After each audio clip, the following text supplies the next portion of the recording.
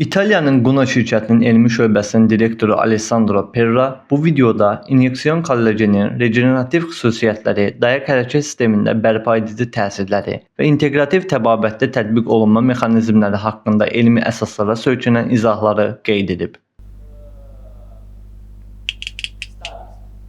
Tədqiqatlardan bağlı. Bizdə tədqiqatların kritik kütləsi əslində formalaşıbdır. Xüsusilə diz osteoartriti ilə bağlı Galeron turşusu ilə müqayisəni çox aparmışıq. Rotator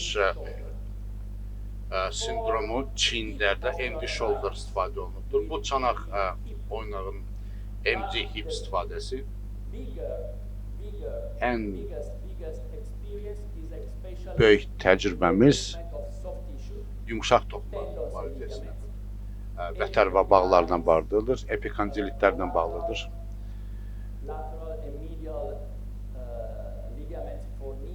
Dizin müxtəlif və bağları ilə bağlıdır, fasciitlərlə bağlıdır. Bütün yumuşaq toxumalarla müalicəsi çox effektiv şəkildə bu kollagen vasitəsilə aparmaq mümkündür. Bütün bu istədiyiniz halda mətnləri tam olaraq mən sizə verə bilərəm. Diqqətinizi görə təşəkkür edirəm. Çox ümid edirəm ki, bizim dərman vasitələri sizə uğur verəcəkdir. Çox sağ olun. Təşəkkür edirik cənab Pere, amma vaxtı var hələ, o biraz tez bitirdi. Ona görə sualları almaq istərdik. Doktorumuza kimin sualı varsa mövzu ilə əlaqədar mövzunu xatırladım. Kollagenin bioloji xüsusiyyətləri və kollagen tibbi vasitələrin dayaq hərəkət sistemində təsir effektlərindən danışıldı və eyni zamanda elmi araşdırmalar haqqında. Kimin sualı varsa? Aha, sualı olan var. Birinci, çox belə hər tərəfli kollagenin dayaq hərəkət aparatı patologiyasında istifadəsinin hər tərəfli təqdimatına görə mən öz təşəkkürümü bildirirəm. Və bir sualım var. Siz dediniz ki, oynaq daxili hialuron turşusu ilə eyni vaxtda, yoxsa müxtəlif vaxtlarda, onu anlaya bilmədim, eləmək olar kollageni. Bunu necə başa düşək? Əvvəlcə kollagen eləmək, yoxsa müəyyən bir müddətdən sonra oynaq daxili hialuron turşusu və yaxud da eyni bir vaxtda hialuron turşusu və kollageni etmək olar oynaq daxili inyeksiya üçün. Təşəkkür edirəm.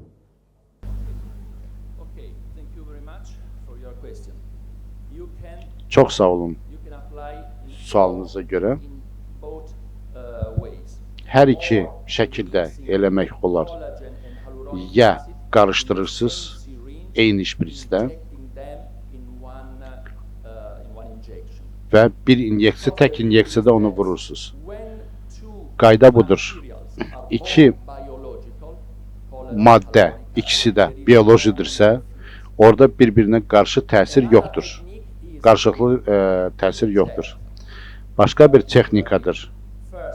Birinci, hialuron turşusunu vurursan,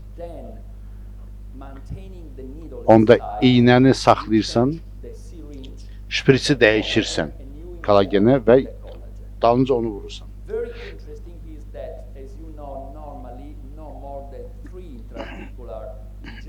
Adətən bir oynağa maksimum 3 dənə iynə vurulur adətən və adətən hər 15 gündən bir.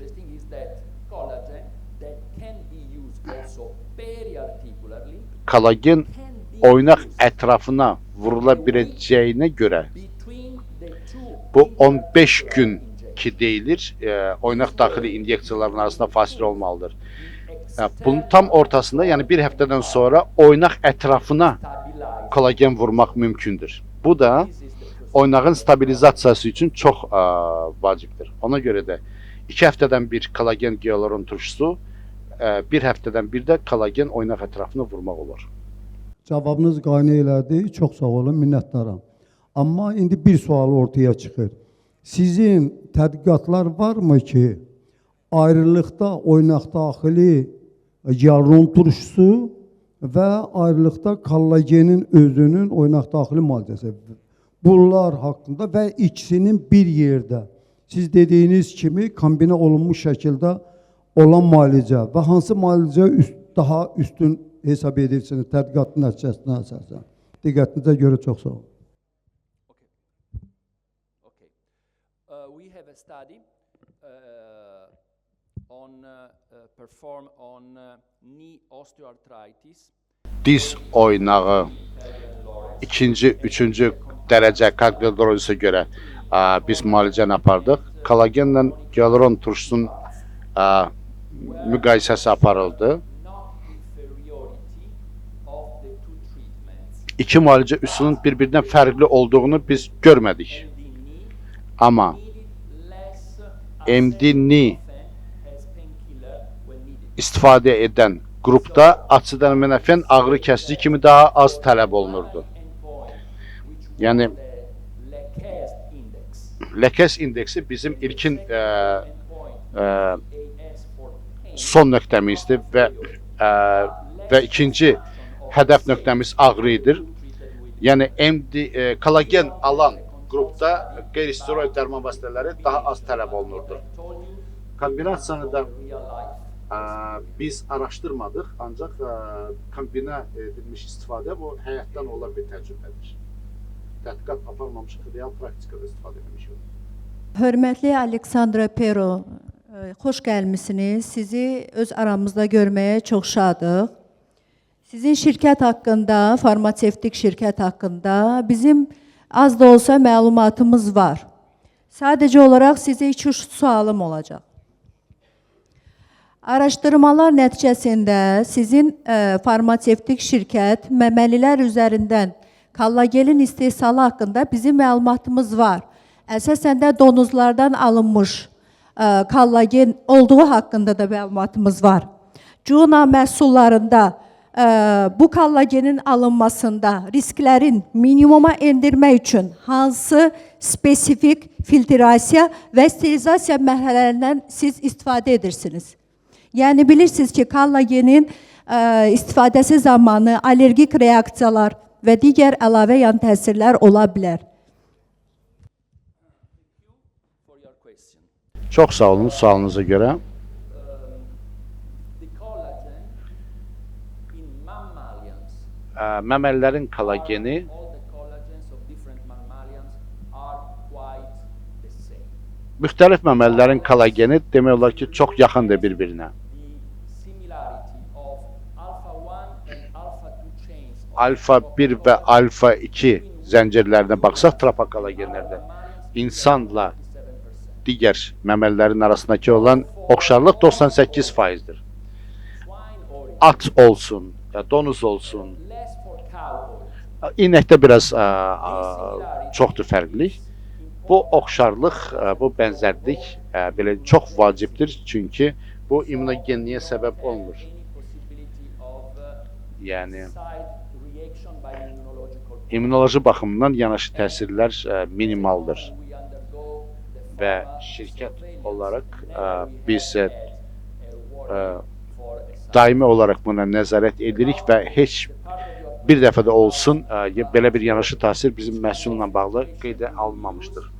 Filtrasiyaya production, so I can gəldikdə isə mən istehsalla məşğul olmuram, ona görə deyə bilmirəm. there is for sure Amma mən əminəm ki, orada təbii ki, sterilizasiya var. hygienic Bütün flakonlar izotonik, steril və aperagendir to avoid all the və substances that can provoke immunological buna səbəb ola bilən maddələrin hamısının filtrasiyası aparılır.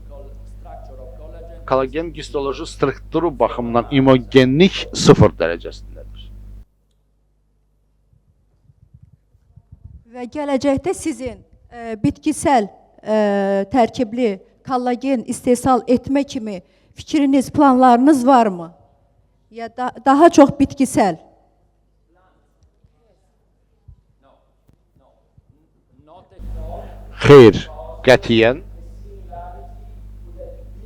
Çünki oxşarlıq bu dərəcədə ola bilməz. Yəni bu halda immunogenlik ehtimalı daha yüksəkdir. Məməlilərdən götürmək daha düzgündür. Mənim üçün bu baxımdan heç bir şübhə yoxdur. Çox sağ olun, təşəkkür edirəm. Thank you. Mənim sualım belədir. Bu deməli preparatları akupunktur toçkalara vurmaq nə qədər yaxşı olar? Biz xel preparatlarını mən akupunktur toçkalara vururam və çox gözəl də effekti var. Və biz 5 milliqramdan artıq vurmuruq da burada. Sizin fikriniz necədir və bunların bir-biri ilə müqayisəsi necədir? Mən sizə bir qomeopat kimi də müraciət edirəm. The main action of collagen medical device is mechanical. Kollagenin əsas təsiri mexanikidir. Farmakoloji deyil. Also in acupuncture point for the Akupunktur nöqtələrində nədən siz inyeksiya edə bilərsiniz? Bəli, mən sizə dedim, xüsusilə akupunktur nöqtələrinə siz inyeksiya eləsəniz, bu AB nöqtələrində siz orada AB sinirlərini bloklaşdırırsınız ki, ağrı getməsin. Amma bu şərt deyil. Akupunktur nöqtələrini eləmək istəyirsinizsə, əlavə təsir kimi əldə edə bilərsiniz. Ancaq bu şərt deyil.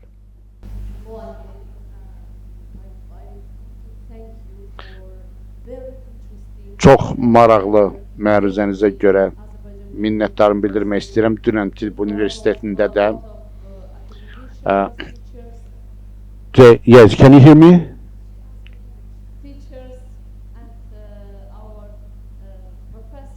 Bizim müəllimlərin qarşısında siz çox gözəl çıxış ediniz. Mən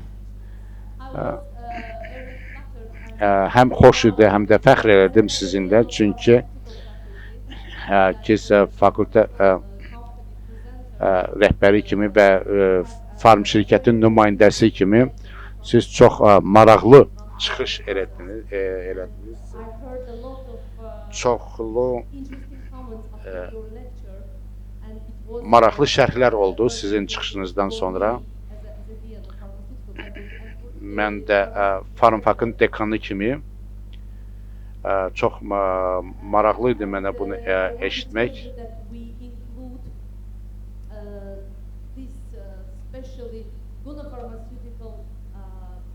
Biz Guna preparatlarını öz təhsil proqramlarımıza daxil eləmişsiniz.